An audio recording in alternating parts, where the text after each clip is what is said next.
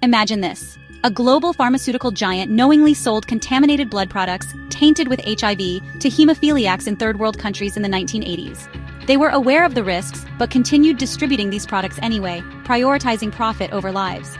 This isn't just about corporate greed, it's about the deep, uncomfortable question of how far some will go when human lives are reduced to mere transactions.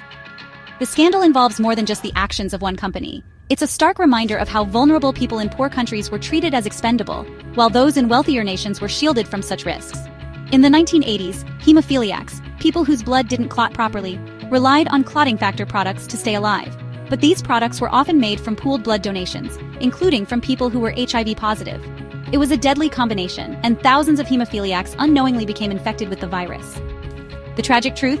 Bayer and other companies in the blood plasma business were aware of the risks, and even after they knew the blood was contaminated, they continued selling these products in poorer countries where regulations were weaker.